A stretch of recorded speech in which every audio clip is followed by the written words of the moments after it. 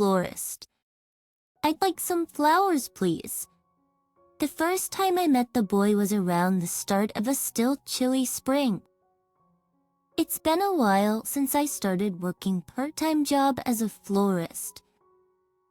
The income isn't much, and I have to live frugally, but I don't hate the job itself. I've always loved flowers. Looking at the changing blooms throughout the year is a joy. It adds a little spice to my life. I live alone.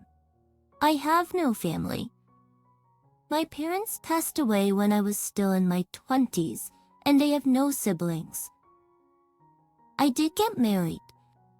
After a workplace romance led to a resignation to get married, I had no complaints about married life. My husband was kind to me, and the relationship with his family wasn't bad either. However, we had trouble conceiving. So when I found out I was pregnant, my husband was overjoyed.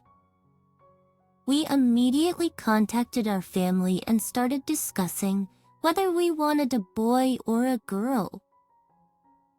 We were happy, but that happiness didn't last long. I had a miscarriage. There was no particular reason. I hadn't been in a major accident, nor was I ill.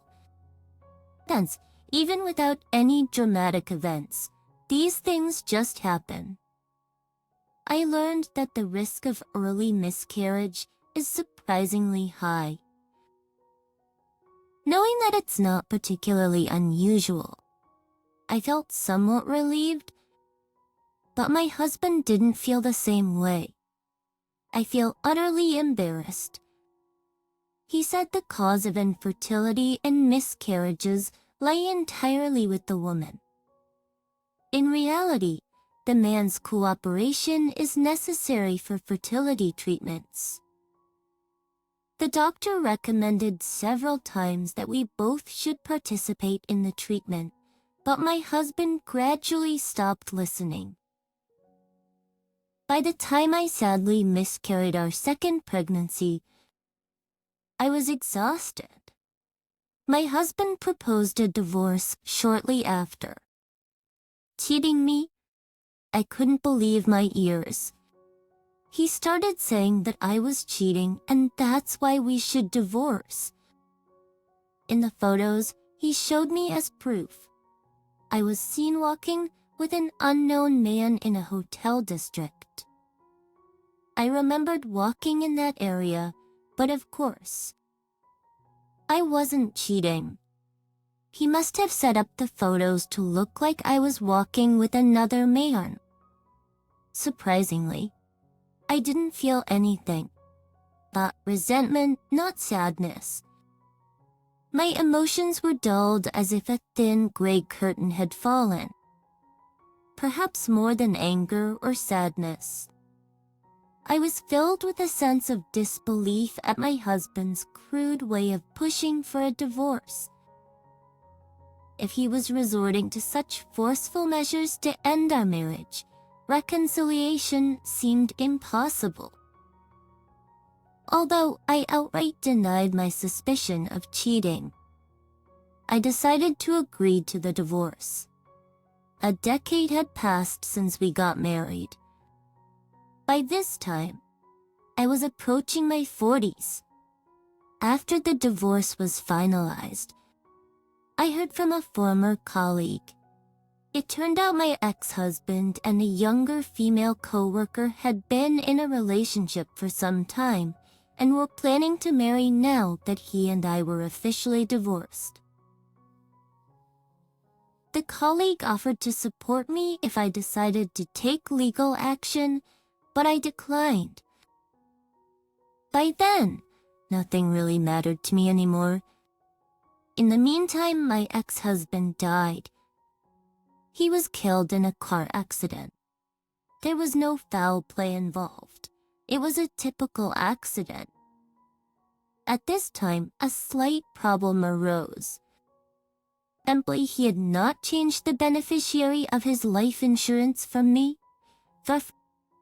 But considering his careless nature, he must have simply forgotten. I contacted his family home as a formality, and they told me to use the money as I pleased. There was no contact from the younger woman at his workplace, his cheating partner. She was not yet married to my ex-husband, and even if she had been, the designated beneficiary takes precedence by law. Besides, it probably wasn't money she wanted. Thus, I was left alone. Neither love nor money brought me happiness. I moved away from the town I had become accustomed to and lived merely to survive. I had no motivation to do anything, and for that reason, it took me several months to find and apply for a part-time job at a flower shop. "Miss, can I have some flowers?" And so, during the second spring since I started the part-time job, I met the boy. He seemed to be in the lower grades of elementary school. Although small in stature, he spoke clearly. "Shan, which flowers would you like?" I squatted down to match his eye level and asked. There was no immediate response. I tried speaking to him again, with a slightly softer voice and more approachable asked him. "Approachable? What will you use the flowers for?" Surprisingly, customer service at a flower shop isn't easy. Flowers have meanings and the types you can use differ, depending on whether it's for a celebration or a memorial. Simply selling what customers ask for could potentially cause problems. That's why I always ask customers what they'll be using the flowers for. But this boy seemed a little different. "Pick flowers for my mom, so she won't be lonely," he said haltingly, his gaze shifting. It was almost closing time. It wasn't exactly late at night, but it was about time for a child to go back home. Upon closer inspection, I noticed his clothes were frayed in places, and there was a patch on his knee. His complexion was also slightly pale. It might be due to the lingering cold, but he may not have been eating enough. "Do you have money with you? This is a shop, and the flowers are for sale." I was hesitant to bring up money all of a sudden, but I thought I had to cross that bridge. And so I decided to ask him outright. "No." The boy shook his head, looking a bit uncomfortable. As I suspected, I thought to myself, he probably doesn't have any money to use at home. I couldn't sell flowers to someone without money. But when I looked at the boy, I couldn't help but feel I needed to do something. "Wait a moment." I picked out a flower destined for disposal from today's unsold stock, wrapped it in paper, and handed it to him. "Here, it's just one, but..." The boy seemed a little surprised, but he quickly took the flower. "Thank you." He bowed deeply and ran off. I watched his retreating back. If I had been able to have a child, would they have been around his age? When that thought crossed my mind, I felt indescribable. After that, the boy visited the shop several times. But it was clear from his timing, arriving just before closing, that he was hoping to get free flowers. I hadn't imagined he would come this often, but it was hard to say no when I saw his hopeful face, so I had given him the discarded flowers a few times. What all of a sudden? But one day, I was told by the manager that I was fired. he found out that I was giving the discarded flowers to the boy. Sure, it was against the rules, but I quickly realized that was not the real issue. Just over the past 2 years, due to the economic downturn, the number of customers had drastically decreased. Which the shop had been managing somehow, but it was clear they could no longer afford to hire people. I see. I'm sorry. Again, my feelings dulled as if a thin gray curtain had fallen. I was indeed giving away the flowers, and arguing would only lead to hard feelings on both sides. Even if I managed to avoid being fired now, they would likely find another reason next time. I was sorry to leave the flower shop job that I had become accustomed to, but luckily, I still had financial security. I could just find another job. As I was leaving the flower shop after being fired, I bumped into the boy. "Oh, Miss Florist." Oh. Next, remembering that this was usually the time he came by, I crouched down and told him, "I'm sorry, but I can't give you any flowers anymore. I've quit the job at the shop." "Oh, really?" I started to wonder what kind of life this boy was leading. I knew he didn't have any money. His family probably wasn't well off. Initially, I thought he might be a victim of child abuse.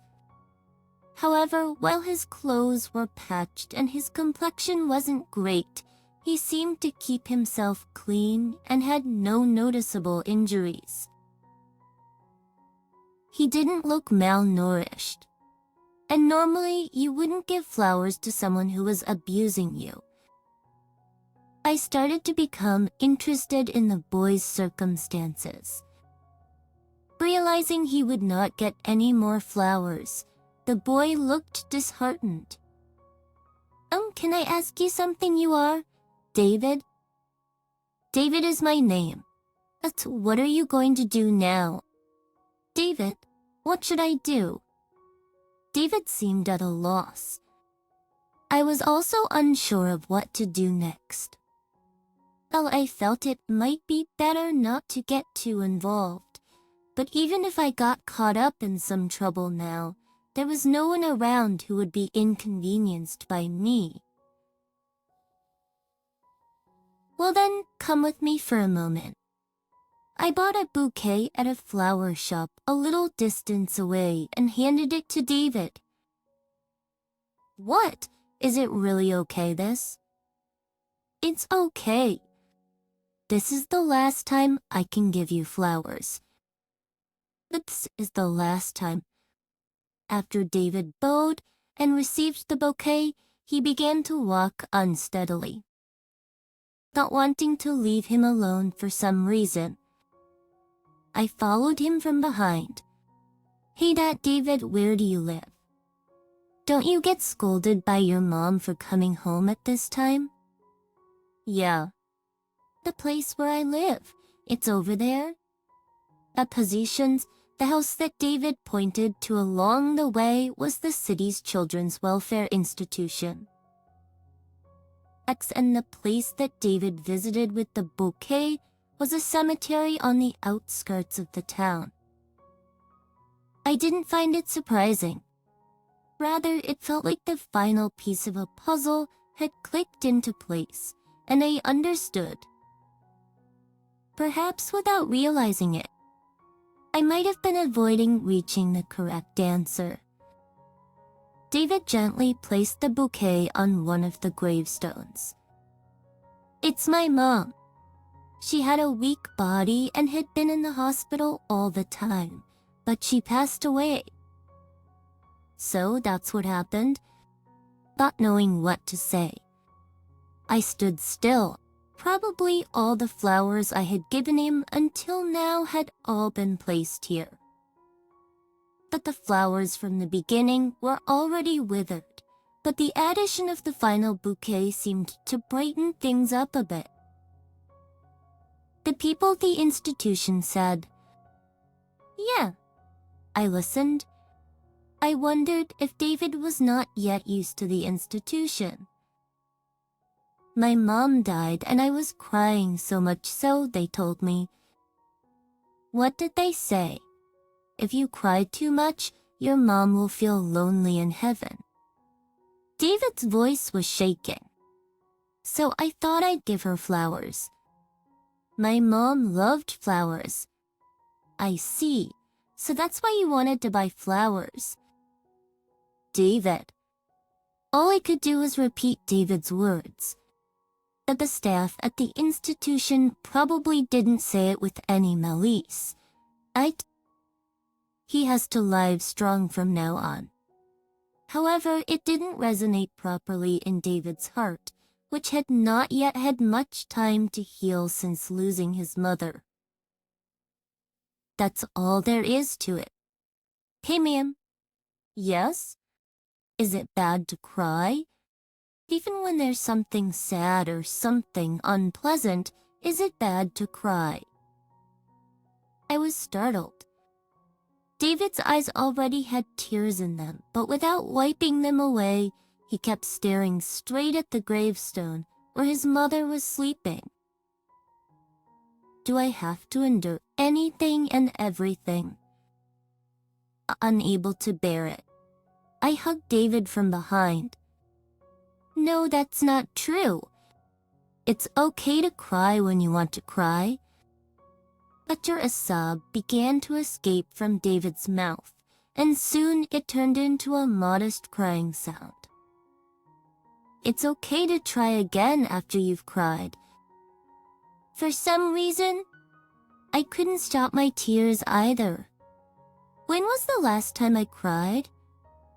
Akmed the trance, I knew the reason. I wanted to cry too, but for years and years. When I lost my baby, when I was served divorce papers, when I found out about my ex-husband's affair, even when I was fired from the flower shop, I wanted to cry, to face my feelings properly. To feel sad, to hate, to feel hollow, to feel frustrated. I wanted to cry and scream. We cried and held each other in front of the flowers for a while. But we knew that we had to go home eventually. What will you do now? I asked David. And I'll go home.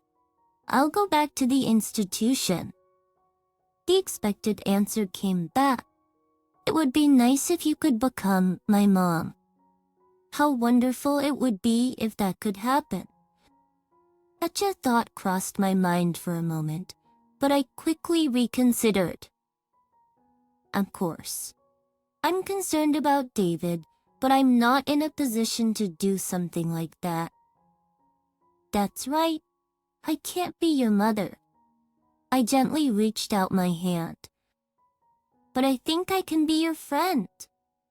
I'll work hard so I don't lose to David. Friend? Yeah, that's great. David took my hand, shook it enthusiastically, and smiled happily. For the past 3 years, David and I have been exchanging letters and encouraging each other in person. Recently, it seems there is a foster parent who wants to take in David, and he seems a little anxious about it. Hearing this made me feel a bit complicated, but talking with David, who is slowly healing his past wounds and trying to move forward, makes me feel positive as well. Shortly after I met David, I started studying for a certification. I was finally able to get the certification the other day, and I reported it to David. He was very happy for me. I want to stop doing part-time jobs day to day and find a proper job. Not for anyone else, but for myself. To live proudly for my little best friend